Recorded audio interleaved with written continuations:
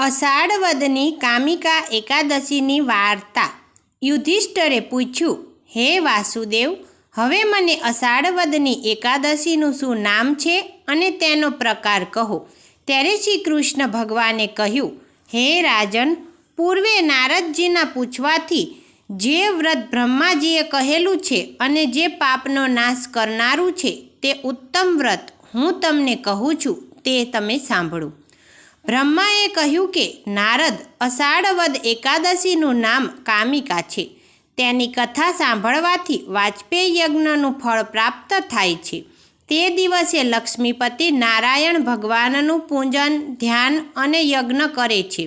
તેને જેટલું ફળ પ્રાપ્ત થાય છે તેટલું એકાદશીના દિવસે વિષ્ણુના પૂજનથી ફળ પ્રાપ્ત થાય છે। હે નારદ, કામિકા એકાદશીથી ઉત્તમ, પવિત્ર અને પાપનો નાશ કરનારું બીજું કોઈ વ્રત નથી। એકાદશીના દિવસે રાત્રિમાં જાગરણ કરવું, આ વ્રત કરવાથી ભયંકર યમ જોવા પડતા નથી, તેની દુર્ગતિ થતી નથી અને નીચ યોનિમાં જન્મ લેવો પડતો નથી। કામિકા એકાદશીના વ્રતથી જ યોગીઓને મોક્ષ મળે છે, એટલા માટે જ એ વ્રત શ્રમ લઈને પણ નિયમથી કરવું જોઈએ।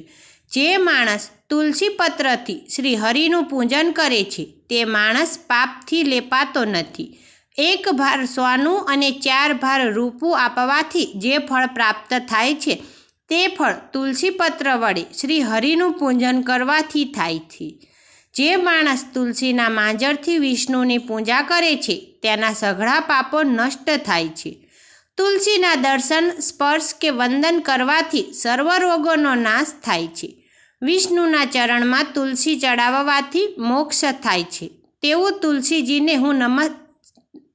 તુલસીજીને હું નમસ્કાર કરું છું। જે માણસ એકાદશીના દિવસે શ્રી કૃષ્ણ પાસે દીવો રાખે છે તેના સ્વર્ગમાં રહેલા પિતૃદેવો અમૃતથી તૃપ્ત થાય છે અને તે સૂર્યલોકમાં જાય છે। હે યુધિષ્ઠિર, મેં તમારી પાસે આ કામિકા એકાદશીનો મહિમા કહી સંભળાવ્યો। આ એકાદશીનું વ્રત અવશ્ય કરવું, કારણ કે આ એકાદશી વ્રત બ્રહ્મ હત્યાનો નાશ કરનારી, સર્વ પાપોને હરનારી, ગર્ભ હત્યાને મટાડનારી, મોટા પુણ્યને આપનારી છે અને સ્વર્ગમાં પહોંચાડનારી છે।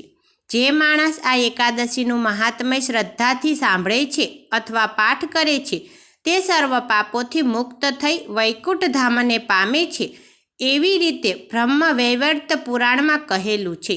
જય શ્રી કૃષ્ણ।